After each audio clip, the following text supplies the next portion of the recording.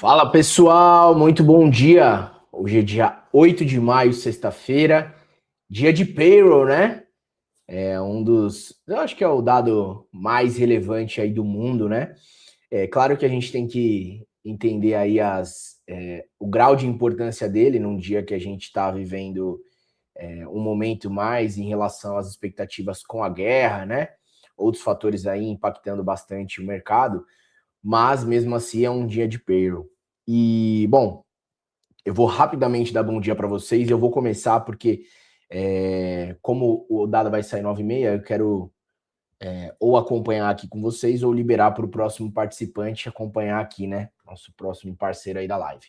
Então, Marcos Tachibana, muito bom dia, meu amigo. Eduardo Rangel, muito bom dia. E vamos lá, vamos falar do fechamento de ontem, da guerra e das tarifas, tá? Ontem a gente teve um dólar 0,13 só de alta, o índice caindo 2,52, o índice futuro, né?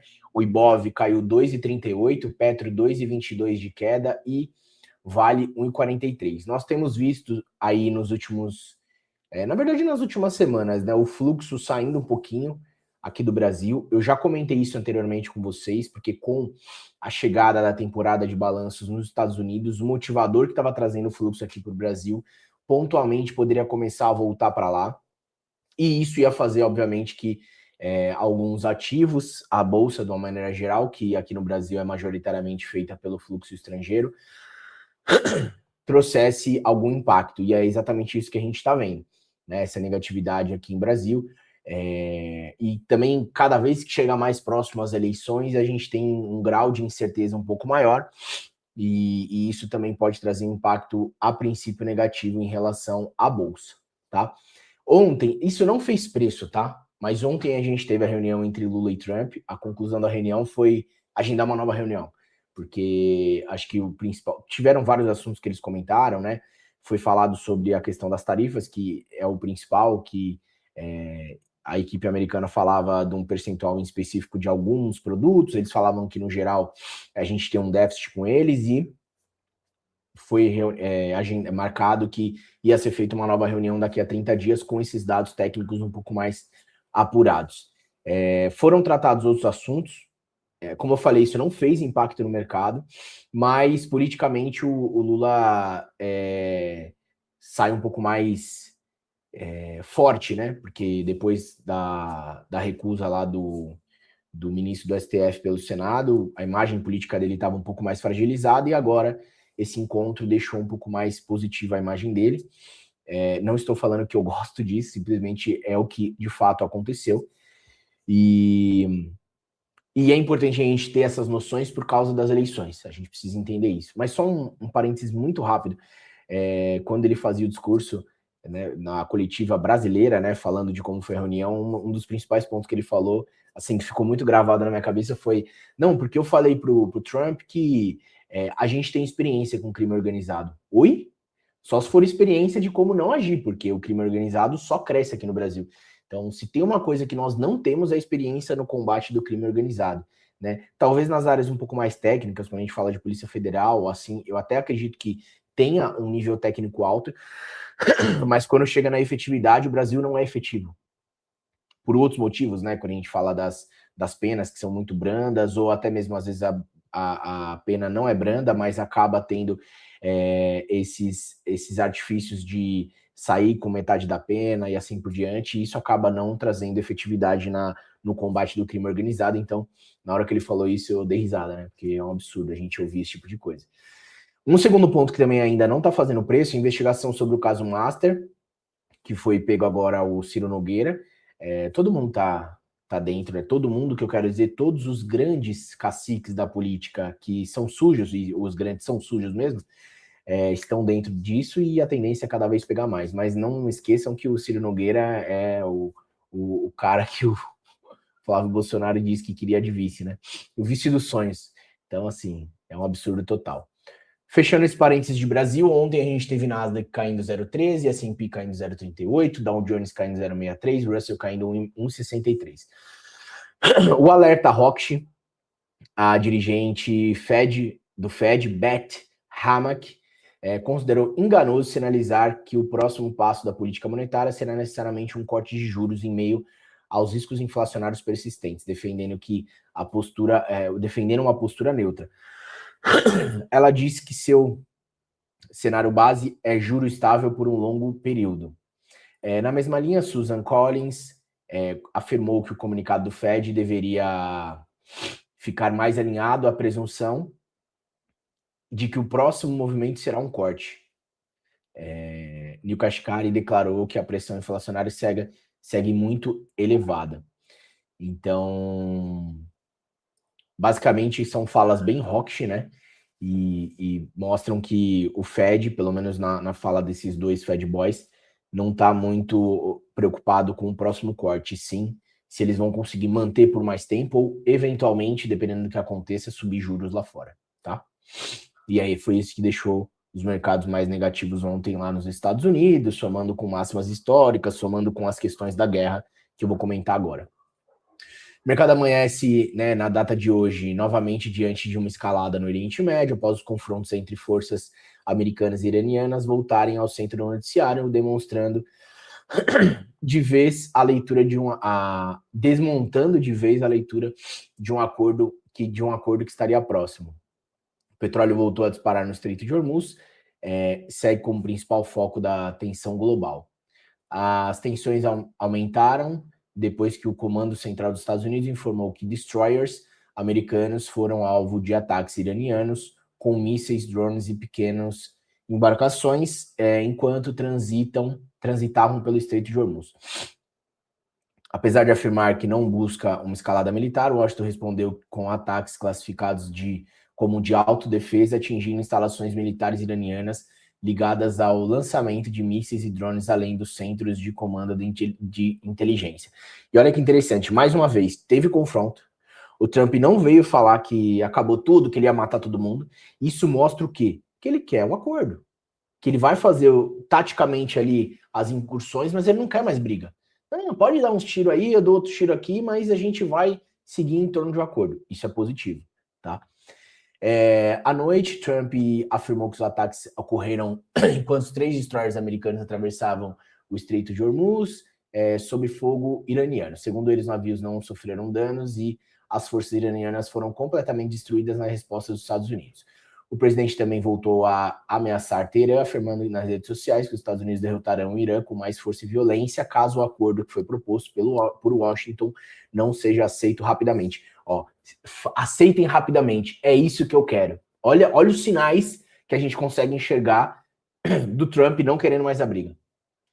Em entrevista à ABC News, Trump descreveu a ação militar como um toque de carinho, mas insistiu que o cessar-fogo continua em vigor, evidenciando a contradição atual, na qual ataques militares convivem com negociações diplomáticas ainda abertas. O mercado também monitora os relatos conflitantes sobre ataques e embarcações no Golfo. A mídia iraniana afirmou que os navios americanos foram atingidos após ataque dos Estados Unidos contra um petroleiro iraniano em Hormuz, enquanto emissoras da região relataram explosões na ilha iraniana de Qasem e ofensivas contra instalações portuárias em Bandar Abbas. Ao mesmo tempo, cresce a percepção de que o conflito pode durar mais tempo do que o esperado, que o mercado imaginava no início da semana.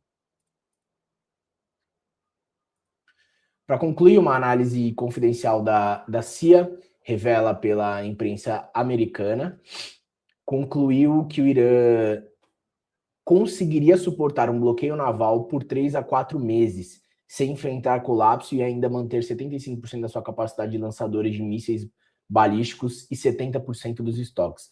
Outro ponto central é a retomada do Projeto Liberdade, iniciativa dos Estados Unidos para escoltar embarcações comerciais no Estreito. O plano ganharia força após a Arábia Saudita e Kuwait suspenderem as restrições no uso de suas bases militares e espaço aéreo pelos americanos, movimento que foi interpretado como aumento do apoio regional a Washington. Do lado iraniano, Teherã passou a endurecer o controle sobre o tráfego marítimo em Hormuz, criando novas exigências para embarcações que cruzam a região. O governo também resiste às exigências americanas sobre enriquecimento do urânio no programa nuclear. Horas depois, o Irã classificou como falsas as declarações de Trump de que Estados Unidos receberiam o urânio enriquecido iraniano como parte de um acordo para encerrar a guerra. Então, olha que interessante. Os Estados Unidos deixou vazar que o Irã conseguiria manter, ou deixou vazar, ou sem querer vazou, né? Vai saber, que eles têm um tempo maior para resistir. Esse projeto de liberdade, basicamente é a escolta americana pelo Estreito de Hormuz. Por que os Estados Unidos estão fazendo isso? Porque eles querem que a pressão sobre o petróleo diminua. Então eles estão fazendo isso. Ah, você quer me atacar aí? Tá bom, eu vou me defender, mas vamos continuar negociando. Eu vou continuar fazendo isso aqui, você me ataca se você quiser, eu vou taticamente responder esse ataque, mas vamos continuar negociando. E por último, eles querem de fato o acordo. Tá bem claro, né? Agora, eles vão conseguir? Isso aí são outros 500. A gente vai ter que acompanhar. Muito possivelmente, só se a gente tiver uma guarda sendo baixada aí, provavelmente pelos Estados Unidos, que infelizmente é o que mais tem a perder nesse momento, né? O Irã já foi pro tudo ou nada. Falando rapidamente sobre as tarifas. No mesmo dia que a guerra voltou a pressionar os mercados, Donald Trump retomou o tom agressivo na frente comercial e afirmou que a União Europeia tem até 4 de julho para cumprir os termos do acordo firmado no ano passado com os Estados Unidos. Caso contrário, ameaçou elevar as tarifas sobre produtos europeus para níveis mais altos após conversa com Ursula von der Leyen. Trump disse que aceitou dar mais prazo para o bloco, para que o bloco reduza tarifas sobre bens industriais e produtos agrícolas americanos, como previa o acordo negociado em Turnberry, na Escócia. A presidente da Comissão Europeia confirmou que as negociações seguem avançando para reduzir tarifas até o início de julho. A nova ameaça ocorre dias após Trump anunciar sobretaxa de 25% sobre carros e caminhões produzidos na Europa, reforçando a percepção de que a Casa Branca voltou a usar tarifas como instrumento central de pressão econômica e diplomática. No mesmo dia, porém, a política tarifária de Trump sofreu um revés importante no judiciário.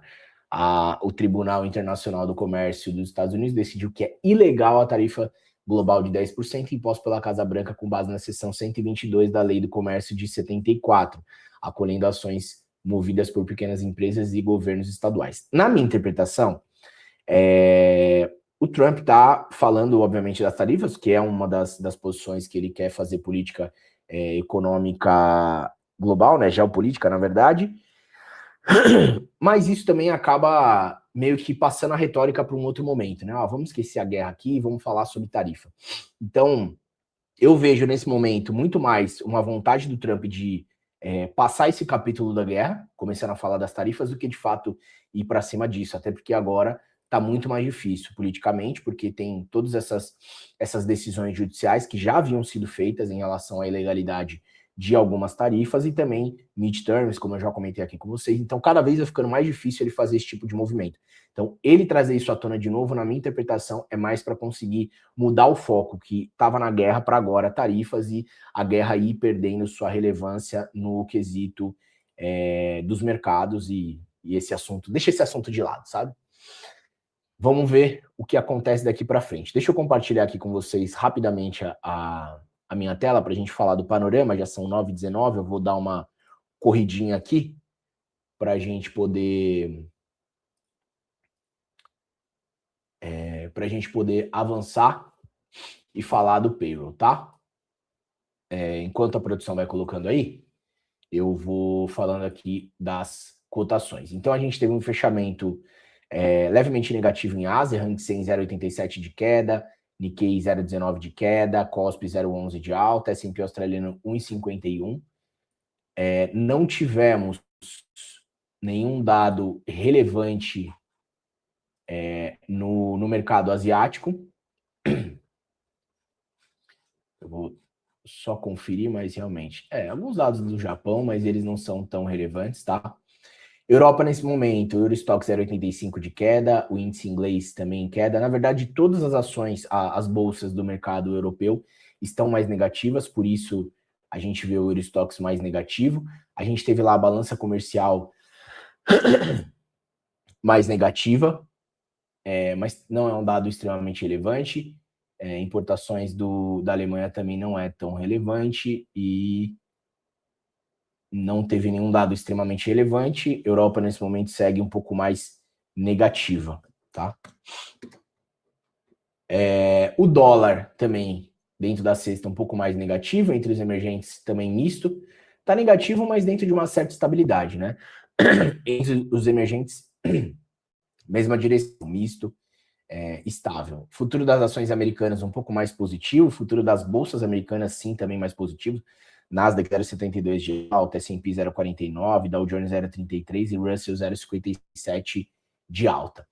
Os Treasuries um pouco mais negativos, 0,36 o de 2 anos, de 10 0,36 também, e o de 30 0,34. O VIX nesse momento está caindo 0,29, também dentro de uma certa estabilidade. Nesse momento a gente consegue ver bolsas, né, tirando a Europa que está mais negativa, né, nos Estados Unidos um pouco mais positivo. E os Treasuries estão corroborando com isso, o VIX também está corroborando com isso, mas talvez o payroll traga um direcionamento maior. Petróleo WTI subindo 0,31, o Brent 0,32, o ouro 0,11 dentro da estabilidade, o minério de ferro fechou 0,06 de queda. Criptoativos mais negativos. E vamos falar um pouquinho do payroll que vai sair daqui a 8 minutos, né? Bom, o payroll anterior, ele veio 178 mil vagas geradas, da expectativa era 65 mil, certo? E o anterior tinha vindo negativo, 133 mil vagas geradas. A expectativa para o próximo são os mesmos 65 mil. Aí, o que acontece? Como a gente pôde até ler, assim, fazendo uma retrospectiva do último FONC, onde as falas do Powell foram hawkish, a decisão dos Fed Boys foram hawkish, a gente percebe que a grande preocupação na política monetária americana está muito mais atrelada a quanto tempo essa guerra vai continuar, e basicamente porque quanto mais ela continua, mais o Estreito de Hormuz fica interditado, não trazendo o escoamento num nível adequado para o resto do mundo. E aí, à medida que isso acontece, os preços vão inflacionando dos produtos e a inflação chega em todo mundo, né? E com a inflação aumentando, nós temos um problema que a política econômica nos Estados Unidos não consegue começar a diminuir a taxa de juros. Mas não é só o foco da guerra, né? Porque quando a guerra acabar, provavelmente a gente vai continuar tendo as tarifas, que é outro problema que impacta na inflação. Então, veja, de uma maneira geral, a gente vai continuar tendo a inflação mais alta do que os níveis anteriores pré-pandemia por um longo período de tempo. É isso que os Fed Boys falam, é isso que o presidente do Banco Central americano fala. Tá, dito isso, como a gente consegue enxergar a questão de trabalho, né? Vamos separar trabalho e inflação. O mercado de trabalho americano não está tendo uma linha direta, né, em relação se só sobe, só cai. A gente consegue ver, por exemplo, no mês de março, a expectativa eram 58 mil, veio menos 92 mil. Depois a expectativa, e foi corrigido, né, no dado seguinte, de menos 92 mil foi para menos 133 mil. A expectativa do anterior era mais 65 mil, veio mais 178 mil. Então, a gente está vendo muita volatilidade quando a gente trata de novas gerações de emprego ou queda no emprego. Isso traz uma imprevisibilidade. Agora, uma coisa no pano de fundo da geração de emprego que a gente tem que considerar é que a inteligência artificial tem retirado vagas de emprego. E isso faz com que a gente eventualmente tenha uma continuidade na queda de emprego e não necessariamente ela está atrelada a algo negativo. Ela pode estar atrelada a um aumento de produtividade. Mas isso, não dá para a gente saber até que ponto o mercado vai interpretar dessa forma. O mercado sabe disso, grandes estudiosos sabem disso, a gente lê sobre isso. mas a gente precisa entender se isso realmente vai ser interpretado de uma maneira positiva ou negativa. Aí vamos para a parte prática, né? Se hoje, na média, a projeção é sempre a mesma, 65 mil, 58 mil, 65 mil. Se hoje nós tivermos um dado de geração de emprego abaixo do esperado, como aconteceu, por exemplo, em março, tem duas maneiras da gente pensar. Isso pode ser positivo quando a gente pensa pelo lado de inflação, porque se a gente tem menos vagas geradas, a gente pode eventualmente resultar numa queda de inflação. Esse seria um primeiro raciocínio. Um segundo raciocínio seria a diminuição na efetividade do mercado de trabalho e produtividade do americano. Essa segunda opção eu acho pouco provável, porque, como eu falei, a gente pode estar tendo uma diminuição nas vagas de emprego por conta também da questão da inteligência artificial e a produtividade estar aumentando, né? Tem outros índices que vão mostrar isso. O PMI tem mostrado uma resiliência, tem outros índices que estão reforçando ainda a atividade econômica nos Estados Unidos. Então, mesmo com um payroll mais baixo, eu ainda acredito que o mercado possa interpretar de forma positiva, tá? E aí, assim, isso simplesmente é uma ideia que a gente vai ver, vai ter que esperar se concretizar. Mas é importante a gente ter isso em mente, porque muitas vezes a gente vê o payroll aqui negativo e fala, vamos buscar venda. Não é assim, a gente precisa ver o mercado reagir a isso. Eu acredito que, se o payroll vier negativo, ainda assim, a gente pode ver uma continuidade. Lógico, num movimento pontual a gente pode ter algo mais negativo, mas depois a gente pode ter uma continuidade desse sentimento mais positivo, porque o mercado, de forma estrutural, está olhando para o fim da guerra. E segundo o mercado, segundo o que a gente tem visto das informações e declarações do Trump, ele também está buscando isso. Então, mesmo com um payroll negativo, eu acredito que a gente ainda possa ter uma continuidade de um cenário um pouco mais positivo para as bolsas americanas, tá?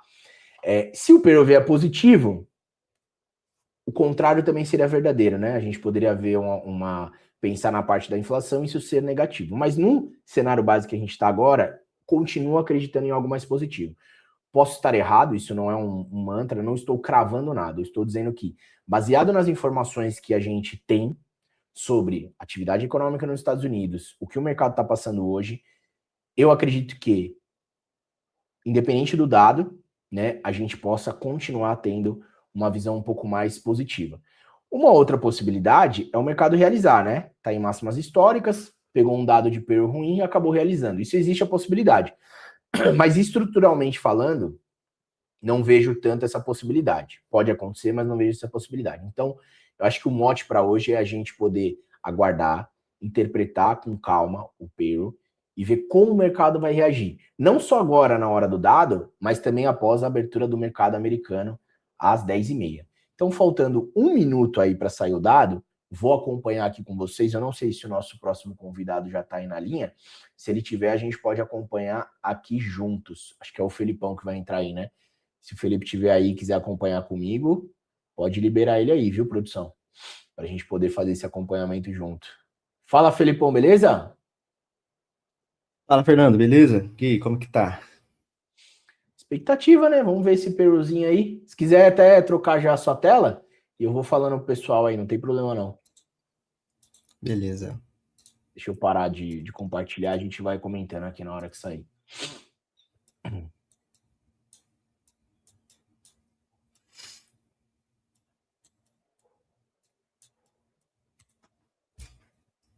Se não fosse o payroll, eu ficaria muito atento aqui numa comprinha aqui desse 980 aqui.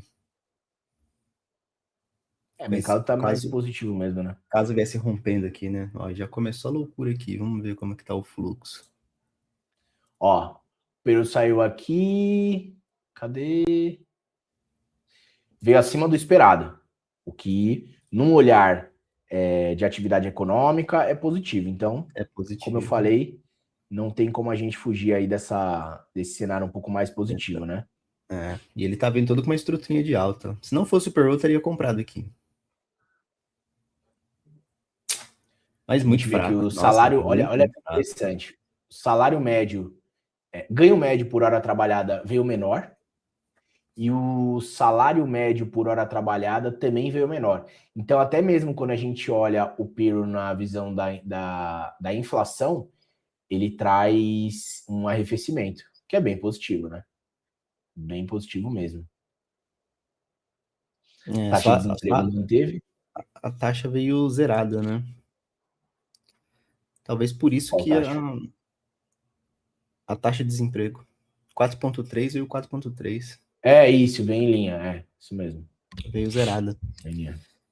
Agora sim, quais são as possibilidades, né? Quando, pelo menos a gente olhando para o mercado americano. O mercado agora pode realizar, porque é algo positivo, está em máxima histórica e tal, ou ele pode aos poucos continuar. Até lá, talvez tenha muita volatilidade, né? Lembrando que 10h30 tem a abertura aí do mercado americano.